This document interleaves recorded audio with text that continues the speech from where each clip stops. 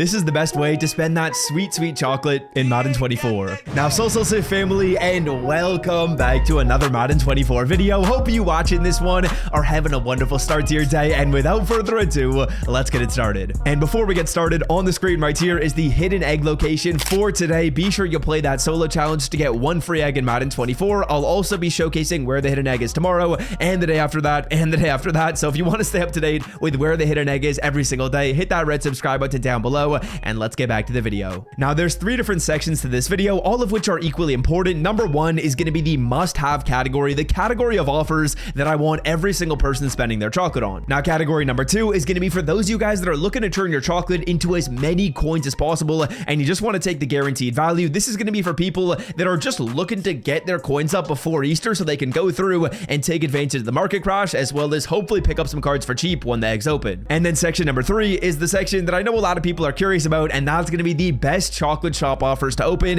if you're looking to max out on eggs, you're looking to get the best value eggs, as well as still have some fun. All right, category number one, the necessity section. There is only one offer in here that I think personally is a necessity for every single person, and it's actually gone for me because I already opened it, but it's the BND 98 overall fantasy pack. This is going to cost you about 5,000 chocolate, which you can realistically get up to for free. It's not that difficult to go through, play those daily chocolate objectives, get your free eggs, and quick sell those. It's really not that difficult, in my opinion, to get to 5k chocolate, and that to me feels like a necessity. Like a 98 overall player for 5,000 chocolate is just not worth passing up on. If you want Marshawn Lattimore, this card is basically endgame. He's got 98 speed, he's got 99 acceleration, he's got 99 zone coverage, he's got 99 press. I mean, this card is basically endgame. I think you gotta get this free BND. If you want to wait till Thursday, you can do so as well, but this offer feels like one you don't want to miss out on. All right, now let's move on to talk about the best way to turn that chocolate back into coins. What pack do you want to open? This one, it might surprise you. I feel like usually the best way to go through and turn your chocolate back into coins, or turn anything back into coins, is taking guaranteed value. I thought this 95 overall pack would be the best, but no, it's not. Now, after looking at the numbers, the best one is actually the 92 plus overall Sugar Rush player. As you guys can see, this pack is going to cost you 1,300 chocolate, and it gives you at worst a 92 overall card. Now, if you guys didn't know, 92s are selling at about 50,000 coins, and when we take a look at the numbers on that, when I go through here, if I open this pack up 3 times, that's basically spending the same amount of chocolate as I would to open this pack up 1 time. Now, this pack guarantees me a 95. That card is going to be selling at about 140k, but instead of doing that, I would suggest you open this pack up. You can open this up 3 times. Worst case scenario, you pull all 92 overall players, you sell them all for 150k combined. That's the same amount of coins you'd get if you open up the 95, but boys, you know how I said worst case scenario?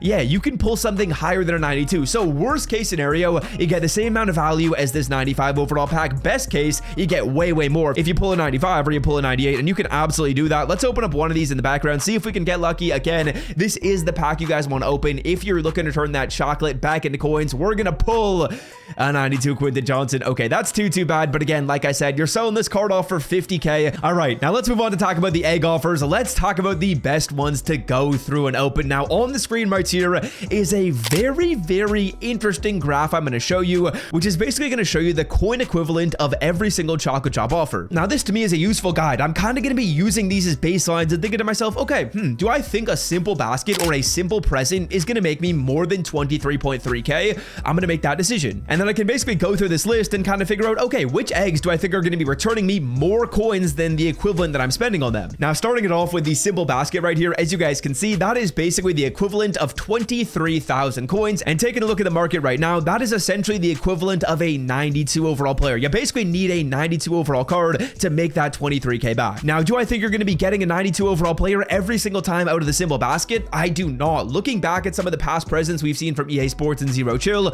looking back at some of the past stuff we've seen from EA Sports, even in the Sugar Rush promo of past years, a 92 overall player feels a little bit too high to me. Now, again, I could be wrong here, but the simple basket isn't really catching my eye. The nice basket at 46,000 coins is the equivalent of going through and pulling basically a 93 overall player. Do I think that's doable? I definitely think it is. I don't mind the nice basket right here.